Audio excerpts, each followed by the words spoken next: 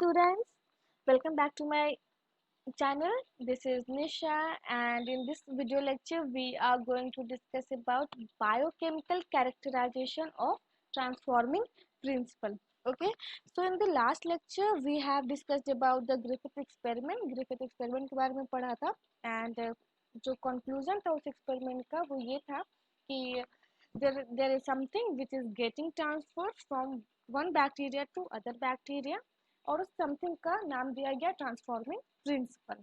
ठीक है, लेकिन वो ट्रांसफॉर्मिंग प्रिंसिपल का केमिकल नेचर क्या है, वो डीएनए है, आरएनए है, प्रोटीन है, क्या है, ये नहीं पता था। तो ये पता करने की रिस्पॉन्सिबिलिटी दूसरे साइंटिस्ट पे आई और उन्होंने इस एक्सपेरिमेंट का नाम दिया biochemical characterization of transforming principle. As the name suggest, इसमें हम ट्रांसफॉर्मिंग प्रिंसिपल का बायोकेमिकल नेचर को देखेंगे कि कौन है, ये डीएनए है, आरएनए है या प्रोटीन है।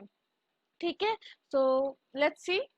ओके, तो first of all it was until 1944 तक लोगों को लग रहा था कि प्रोटीन ही है जो जेनेटिक मटेरियल है। It was believe that protein is the genetic material. Actually ये जो टाइम है ना 1944, ये 1933 से 44 तक के बीच का है। जो एक्सपेरिमेंट है वो एक्चुअल एक्सपेरिमेंट 1933 से 1944 तक हुआ था। लेकिन जब तक हम किसी एक्सपेरिमेंट करते वक्त किसी कंक्लूजन पे नहीं निकलते, हम बाहर ऐसे जाकर दूसरे लोगों को नहीं बोल सकते कि हम एक एक्सपेरिमेंट कर रहे हैं, उसका रिजल्ट ये आएगा या वो आएगा। अनटिल एंड अनलेस रिजल्ट नहीं आता है तब तक। ठीक है, ये रिजल्ट आते आते 1944 हो गया। तो 1944 तक क्योंकि लोगों नहीं जान रहे थे कि ऐसा कुछ एक्सपेरिमेंट हो रहा है और उस एक्सपेरिमेंट का रिजल्ट क्या आएगा, तो लोगों को लग रहा था कि ठीक है प्रोटीन ही है जो जेनेटिक मटेरियल है। और ट्रांसफॉर्मिंग प्रिंसिपल में ग्रिफिथ एक्सपेरिमेंट में जो ट्रांसफॉर्मिंग प्रिंसिपल है वो प्रोटीन ही है। ठीक है, बट तीन साइंटिस्ट जिनका नाम था Oswald Avery, Colin MacLeod and Maclyn McCarty, इन्होंने 11 साल लगभग एक एक्सपेरिमेंट किया और उन्होंने बताया कि प्रोटीन जेनेटिक मटेरियल नहीं है, DNA is the genetic material. They worked to determine the biochemical nature of transforming principle in Griffith experiment. Griffith ने तो बता दिया है बस इतना कि ठीक है ट्रांसफॉर्मिंग प्रिंसिपल कुछ है जो कि एक बैक्टीरिया से दूसरे बैक्टीरिया में जा रहा है, उसको ट्रांसफॉर्म कर दे रहा है, लेकिन उसका बायोकेमिकल नेचर क्या है ये मैम ने बताया। Sorry, ma'am. अब मैम कौन है? मैम है मैकलियड, मैककार्टी एंड एवेरी। आप ये नाम बहुत इंपॉर्टेंट है क्योंकि प्रीवियस ईयर नीट में क्वेश्चन आया हुआ है और नाम बहुत बड़ा भी है, आपको याद नहीं होगा तो आप उसको शॉर्ट ट्रिक मैम से याद रख सकते हो। अब मैम में कौन से एम को क्या देना है ये आप डिसाइड कर लो। ठीक है, ओके। तो आप चाहो तो फर्स्ट एम को मैकलॉड दे सकते हो या सेकंड एम को मैकलॉड दे सकते हो, जो भी है आपको जैसा सही लगे आप वैसे रख लो। ठीक है, so what they did was they purified biochemical. उन्होंने जो बायोकेमिकल है उसको प्यूरिफाई किया, जैसे कि डीएनए है, प्रोटीन है, आरएनए है, हीट किल्ड एस सेल से। ग्रिफिथ एक्सपेरिमेंट अगर थोड़ा बहुत याद है तो प्लीज याद करने की कोशिश करें।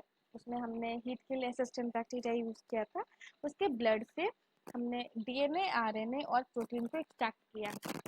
ठीक है, अब उसको इंडिविजुअली अलग अलग सेट में रख के देख रहे हैं कि कौन है इनमें से जो कि लाइव आर सेल्स को एस सेल्स में ट्रांसफॉर्म कर दे रहा है। आप समझ में आया? ठीक है, ये नीचे फिगर जो है वो तीनों साइंटिस्ट का दिया हुआ है, आप देख सकते हो उनको। Oswald Avery, Maclyn McCarty and Colin MacLeod. Okay, now let's move forward to the experiment. तो ये एक्सपेरिमेंट है, ये ऑफ कोर्स पिक्टोरियल व्यू है। तो आप इस एक्सपेरिमेंट में देख सकते हो कि हमने एक टेस्ट ट्यूब लिया, उस टेस्ट ट्यूब में already lipid and sugar present थे, उसमें हमने डाला हीट किल्ड एस सेल्स। ये एस स्ट्रेन का बैक्टीरिया है, उसको हीट किल्ड किया, उसके बाहर की कवरिंग जो है वो खत्म हो गई और फिर उस हीट किल्ड एस सेल्स को हमने टेस्ट ट्यूब में डाल दिया। ठीक है, अब इस एक्सपेरिमेंट को 3 बार किया गया, 3 सेट में किया गया। फर्स्ट सेट है वो है ये। फर्स्ट सेट में क्या किया कि लिपिड है, शुगर है और एसएल्स तो है ही है। अब जिनको लगता था कि प्रोटीन जेनेटिक मटेरियल है, क्योंकि हमने प्यूरिफाई क्या क्या किया था, प्रोटीन, डीएनए और आरएनए, ठीक है। तो जिन्हें लग रहा था कि प्रोटीन जेनेटिक मटेरियल है, तो उनके अकॉर्डिंग टू देम प्रोटीन ही है जो हीट किल एस सेल्स को निकल रहा है और आर सेल्स को ट्रांसफॉर्म कर दे रहा है एस सेल्स में, ठीक है। तो उनके लिए हमने क्या किया कि प्रोटीनेज डाला। प्रोटीनेज किसी भी नाम के बाद अगर एज लग जाता है तो इसका मतलब ये है कि वो एंजाइम प्रोटीन को डाइजेस्ट कर रहा है, फर्स्ट नेम जो भी है उसको डाइजेस्ट कर रहा है। जैसे यहाँ पे प्रोटीनेज है, इट मीन्स दैट ये डाइजेस्ट करेगा किसको, प्रोटीन को। इन the second case you can see RNase है, आरएनएज एज मीन्स डाइजेशन, वो एंजाइम जो डाइजेस्ट कर दे किसको, आरएनए को। तो आरएनएज डाइजेस्ट करेगा किसको, आरएनए को। सिमिलरली डीएनए जो है वो डाइजेस्ट करेगा डीएनए को। समझ में आया। तो फर्स्ट केस में हमने प्रोटीनेज डाला जिसकी वजह से प्रोटीन खत्म हो गया, नॉन फंक्शनल हो गया। अब हम समझ सकते हैं कि इसमें प्रोटीन नहीं है, फर्स्ट ट्यूब में प्रोटीन नहीं है। No protein is there in the first set of experiment, ठीक है। अगर प्रोटीन नहीं है तो हीट किल्ड एस सेल से ट्रांसफॉर्म नहीं हो रहा है आर सेल्स में, और आर सेल्स को ट्रांसफॉर्म करके एस सेल्स नहीं बना रहा है ना। लेकिन यहाँ पर ऐसा कुछ भी नहीं हुआ, हमें तो एस सेल्स मिल गया, एस सेल्स अपीयर हो गया मीडियम में, लेकिन ये नहीं होना चाहिए था। अगर प्रोटीन जेनेटिक मटेरियल है तो हमने तो प्रोटीन को ही खत्म कर दिया है फर्स्ट सेट में। तो एस सेल जो है वो आर सेल्स में अपना जेनेटिक मटेरियल को ट्रांसफॉर्म नहीं करता और आर सेल्स एस सेल्स में ट्रांसफॉर्म नहीं हो पाता, लेकिन हो गया। इसका मतलब ये कि protein is not the genetic material, या प्रोटीन एक एक बैक्टीरिया से दूसरे बैक्टीरिया में ट्रांसफॉर्म नहीं हो रहा है, क्योंकि इस केस में फर्स्ट सेट में हमने प्रोटीन को खत्म कर दिया। खत्म होने के बावजूद भी हीट किल्ड एस सेल जो है वो आर सेल्स को लाइव एस सेल्स में ट्रांसफॉर्म कर दे रहा है। समझ में आया, ठीक है। Now in the second case हमने डाला आरएनए, इसका मतलब ये कि आरएनए को डाइजेशन कर दिया, आरएनए को डाइजेस्ट कर दिया। तो आरएनए अब नहीं है, there is no RNA present in the second set of experiment. तो अगर आरएनए जेनेटिक मटेरियल होता तो क्या होता, हीट किल एस सेल्स जो है वो आर सेल्स को एस सेल्स में ट्रांसफॉर्म कर देता। सेकेंड सेट में हमने आरएनए को खत्म कर दिया, इसका मतलब ये कि heat kill S cells R cells को ट्रांसफॉर्म नहीं कर सकता। लेकिन सेकेंड सेट ऑफ एक्सपेरिमेंट में भी एस सेल्स अपीयर हो गया।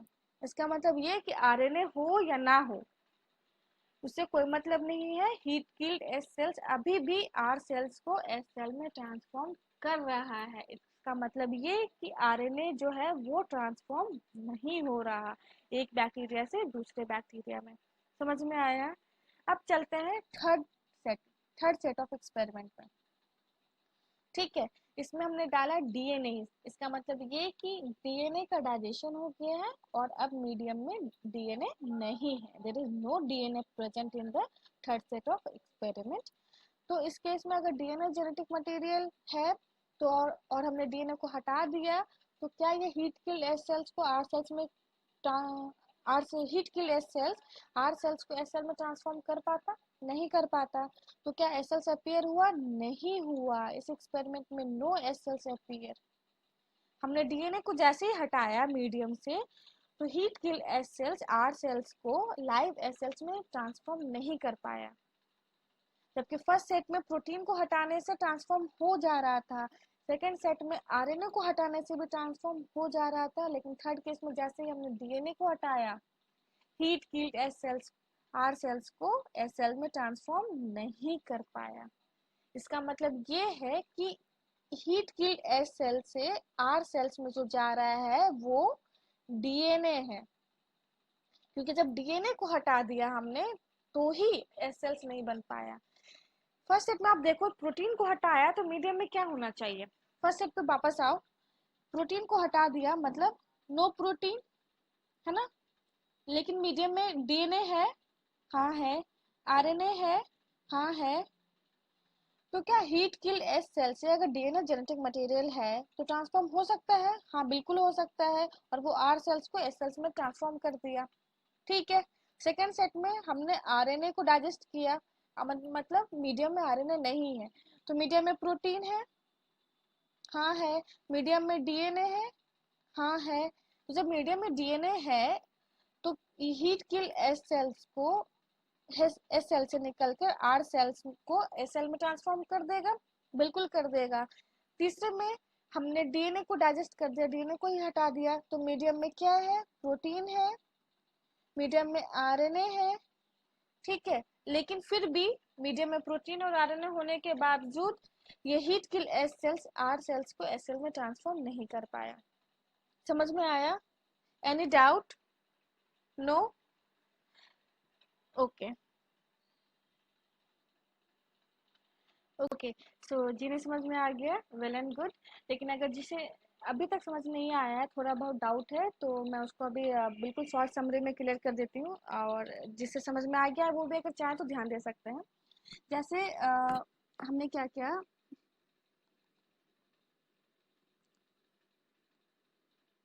एक सेकेंड। हमने हीट किल्ड,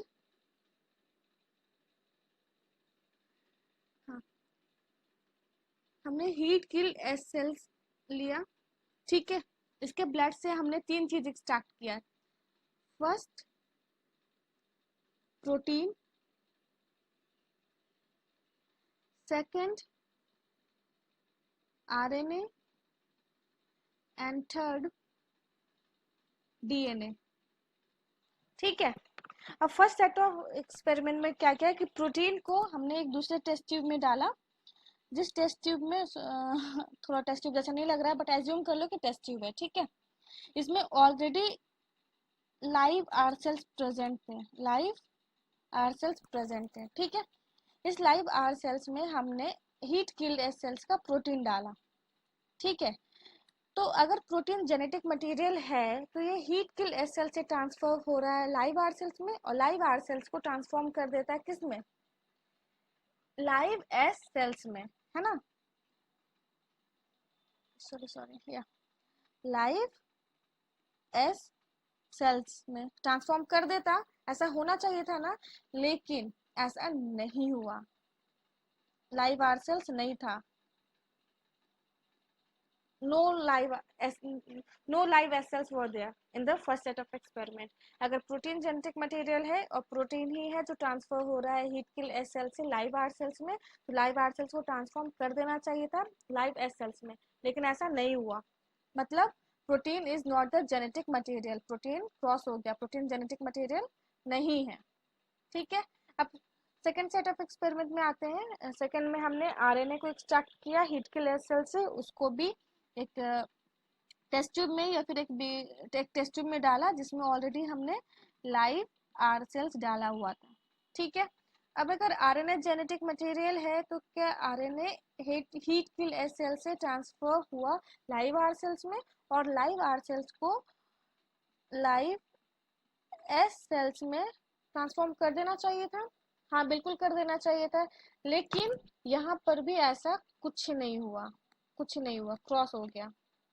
इसका मतलब ये कि आरएनए भी जेनेटिक मटेरियल नहीं है, ठीक है। अगर आरएनए जेनेटिक मटेरियल होता तो हीट किल एस सेल्स से लाइव आर सेल्स में ट्रांसफर होता और लाइव आर सेल्स को लाइव एस सेल्स में ट्रांसफॉर्म कर देता, जो कि यहाँ पे नहीं हुआ। It means that protein and RNA is not are not the genetic material. समझ में आया? अब थर्ड सेट ऑफ एक्सपेरिमेंट जो कि डीएनए के साथ किया गया था, इसमें भी वही हुआ। हमने डीएनए को एक टेस्ट ट्यूब में डाला जिसमें already live R cells present थे, ठीक है। अगर डीएनए जेनेटिक मटेरियल है तो लाइव आर सेल्स को ट्रांसफॉर्म कर देना चाहिए था किसमें, लाइव एस सेल्स में, है ना। ऐसा हुआ? हाँ, ऐसा हो गया, हो गया, ठीक है। इसका मतलब ये कि जैसे ही डीएनए हमने live R heat kill S cells का डीएनए हमने लाइव आर सेल्स में डाला, live R cells S cells में कन्वर्ट हो गया। इट मीन्स दैट डीएनए ही है जो live heat kill S cell से लाइव आर सेल्स में ट्रांसफर हो रहा है और लाइव आर सेल्स को लाइव एस सेल्स में ट्रांसफॉर्म कर रहा है, ठीक है। तो यस, डीएनए, यहाँ से समझ में आ गया कि डीएनए ही है जो जेनेटिक मटेरियल है। समझ में आया? अभी तो कोई डाउट नहीं होना चाहिए, समझ में आ गया ना? ओके। तो आगे, ठीक है। समझ में आ गया अभी आपको एक्सपेरिमेंट अच्छे से? अब आगे बढ़े।